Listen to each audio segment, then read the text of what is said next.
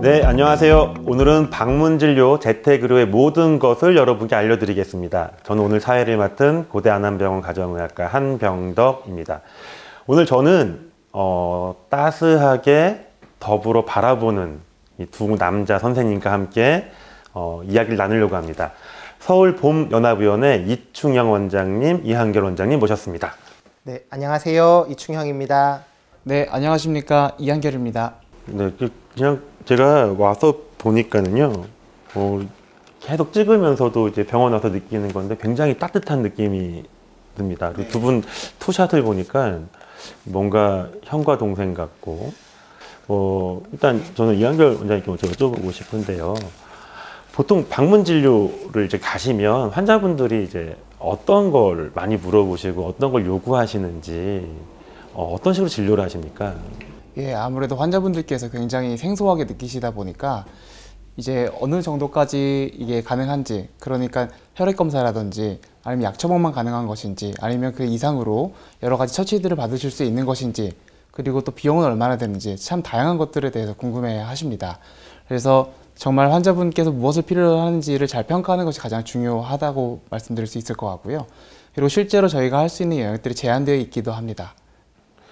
제한되어 있다 그러시는 거는 그러면 좀 다르게 생각을 하면 기본적으로 저희 이제 환자분들이 이렇게 제한되지 않게 받을 수 있는 그 흔히 말 의료 서비스 진료를 이렇게 가시면 제가 이제 환자 입장에서 이제 집으로 오시면 병원이 아니니까 뭔가가 굉장히 좀 부족할 것 같은 걱정이 좀 된단 말이에요.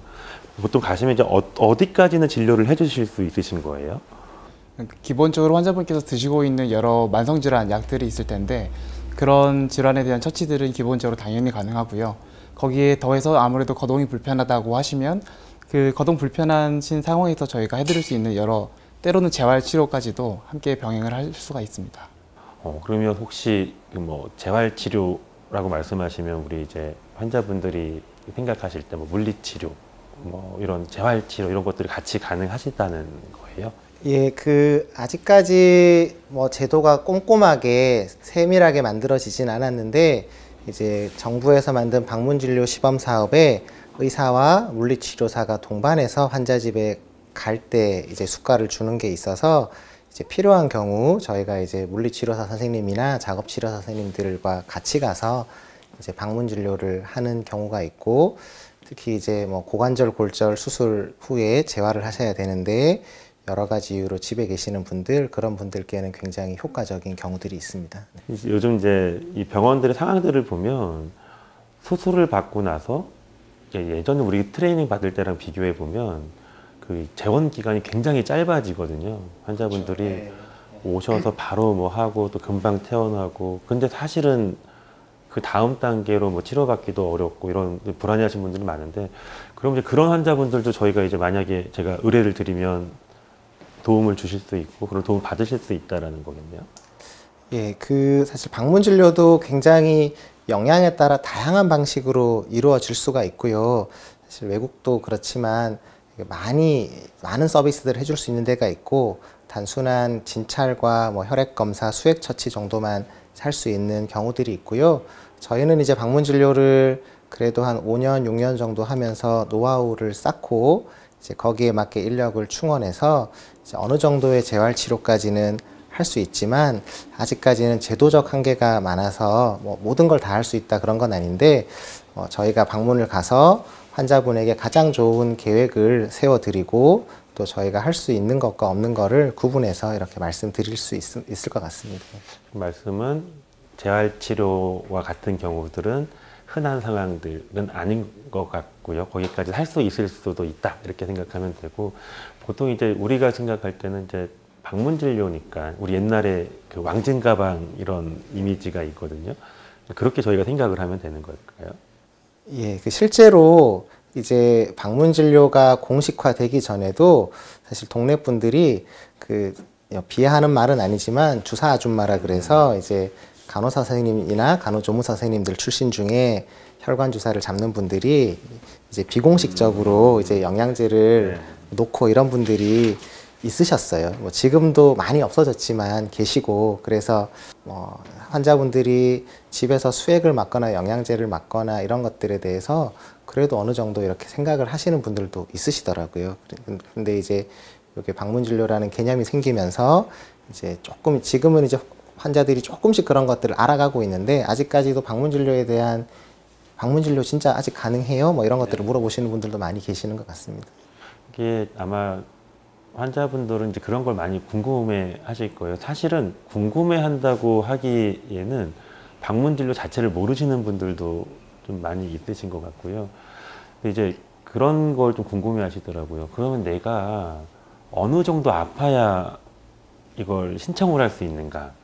그러니까 이제 그 병의 뭐 중등도에 따라서 신청할 수 있는 게 다른 건지, 또는 뭐 너무 위중하면 방문을 못 하는 건지, 이제 이런 고민들이 있으신 것 같아서 혹시 좀 설명을 해 주실 수 있을까요?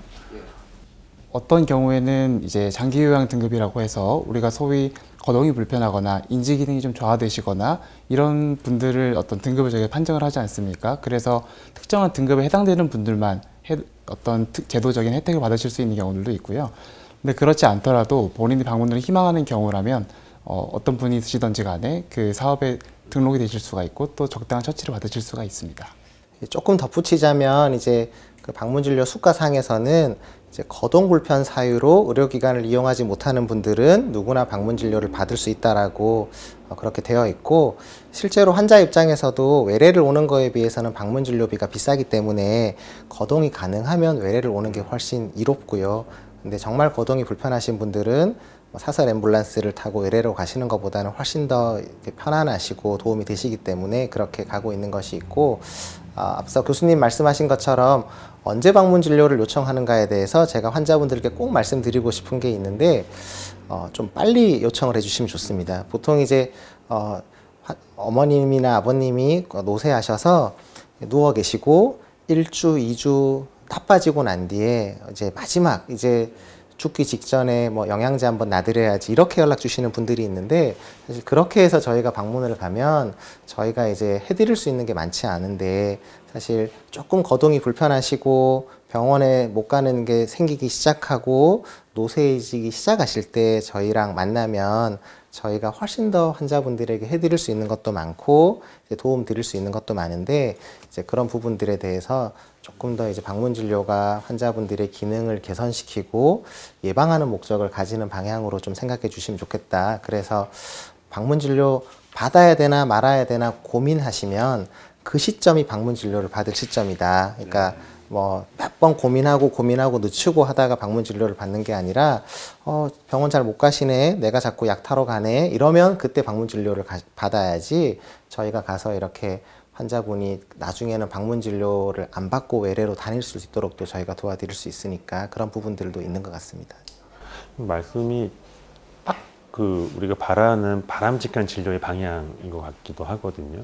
생각해 보면 병원을 못 올 정도의 컨디션이 되기 시작했다 그러면 사실 그걸 기다리시고 보호자가 대신 올 게 아니라 사실 그때는 지금이야말로 진료가 필요한 시간이잖아요. 그렇게 생각하면 그때 이제 우리 선생님들께서 방문을 해서 진료해 주신다는 거는 환자에게도 굉장히 의미 있는 일인 것 같고, 그리고 이렇게 그런 생각을 하다 보니까 그 사실 이제 그 실제적으로 이 금액이 환자분들이 부담금이 얼마인지, 그리고 이건 또 제 입장에선, 의사 입장에선 원장님도 정말 대단하시다 느끼는 게, 나가셔서 방문하는 곳이 있으실 텐데 왔다 갔다 시간도 있고 인력도 있는데 이게 또 병원 입장에선 수입이 되는지, 환자분들 입장에선 얼마나 많은 부담인지, 이런 걸 좀 딱 이렇게 우리끼리 한번 이야기해 주실 수 있을지. 까놓고 얘기하죠. 네. 뭘 하시겠어요? 궁금합니다. 예, 기름값은 지원되나요? 기름값 지원 안 되고요. 그 이제 방문진료 수가 시범 사업에서 그래서 시골, 그러니까 농촌 지역에서는 거리 가산이 있는 걸로 알고 있습니다. 이제 너무 말씀하신 것처럼 기름값도 안 나오는 경우가 있어서 거리 가산이 있는 거는 있고요.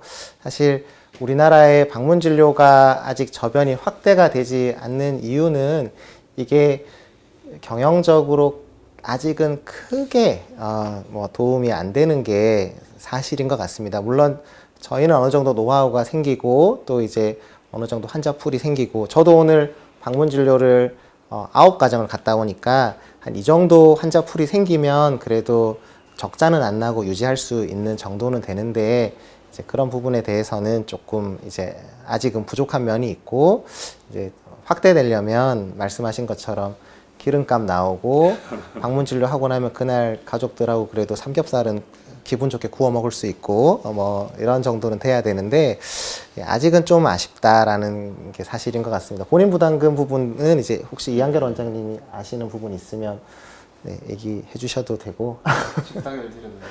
네, 제가 사실 여기 사업주이기 때문에 돈 문제는 제가 제일 잘 안다고 보시면 되겠습니다. 그 이제 방문 진료 수가는 이제 한 12만 9천 원 정도 됩니다. 이제 12만 9천 원이 되는데 그 중에 이제 환자 부담금은 30%, 그러니까 한 4만 원 정도를 환자분들이 내시게 되고 이제 의료급여 환자들은 5%, 한 7천 원 정도 내게 되고 뭐 차상위 환자들은 12,000원, 13,000원 정도를 내게 됩니다. 근데 이제 앞서 말씀드린 것처럼 저희가 방문 진료 전 준비, 환자를 의뢰받으면 사전에 환자와 상담하고 뭐 안내하고 하는데 시간을 넉넉하게 쓰고 그 다음에 방문을 다녀오고 방문 다녀와서 정리하고 또 이제 뭐 점검 서식이라 그래서 뭐 서식을 만들어야 되고 등등 그 복잡한 절차들을 고려하면 사실 수가가 높지 않은 게 사실이고요.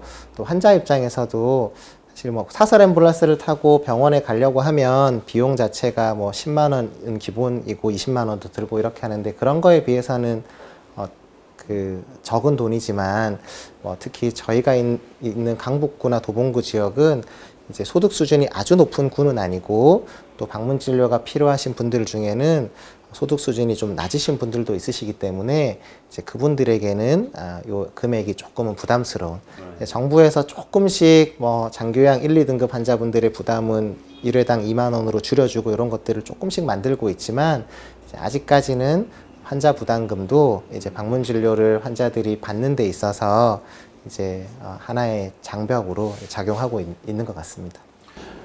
원장님 찾으시는 분들이 많이 쌓여 있으실 텐데 이걸 하루에 나가셔서 9명밖에 못 만나셨다는 거거든요.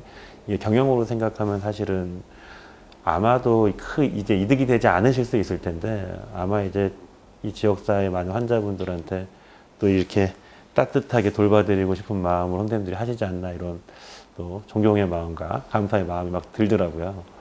그래서 이제 여기 보고 한번 얘기를 드리고 싶은 게 제발 수가 좀 올려주시고 환자분들에게 돈을 내달라는 게 아니고 저번에 우리 일본 다녀오면서 거기서 이제 보고 듣고 하다 보니까 필요한 분들에게 돈을 제대로 써달라는 이런 거잖아요. 그런 메시지를 저희 학회에서도 선생님들께서 같이 전해주시면 좀 나아지지 않을까 저는 생각을 하고요.